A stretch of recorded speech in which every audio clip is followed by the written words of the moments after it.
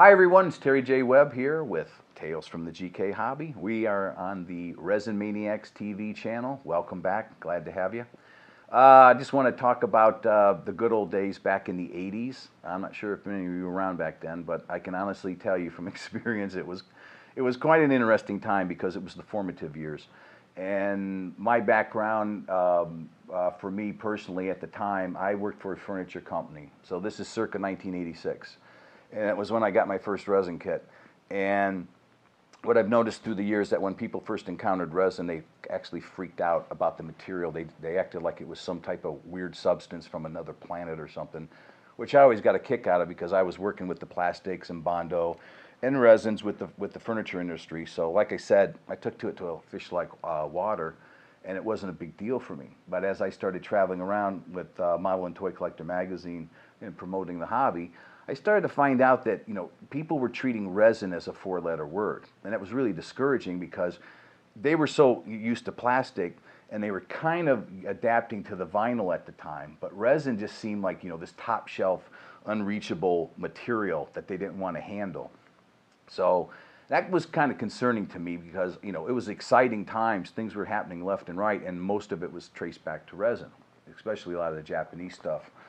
So, and obviously the early American stuff, there wasn't too much American vinyl. So I had this thought that, I've got to kind of come up with a moniker or something that these guys can kind of latch on to, something that I could say to, help promote the world of resin modeling. So what I did was, it kind of went back to my youth. I've always been like a big fan of rock and roll. So in the late 70s, there's a band that I came across. It was called Motorhead. They're out of England. I'm sure a lot of you have heard of them by now.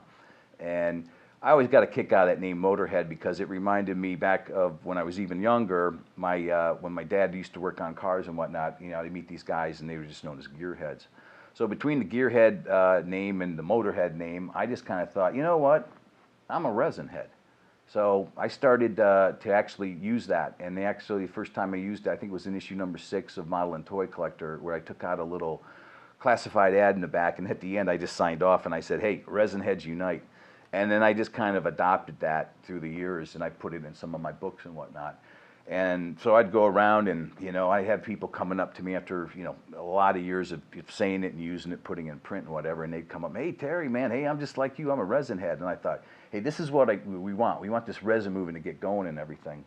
So, so it's just, kind of a side note, back in the day, as much as we all love resin now and depend on it for all these great kits and whatnot, in the early formative years, I mean, it was really, people just saw it as, like I said, a four-letter word. They just, they just did not want to tackle a resin kit. And even to this day, I think I meet people, a little scared. But it really it's a really good material. It, it's toxic, and you have to watch it when you work with it. So, just want to remind all you guys, when you are grinding on your kits, make sure you got a good tailwind going that you can blow it all away, not breathing those resin dust fumes.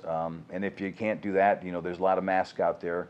Seek them out. Some of them paper ones, they're okay if in a pinch, but I usually recommend the charcoal filter ones. So that wraps up this edition of Tales from the GK Hobby. So you guys stay safe out there, and I'll see you next time.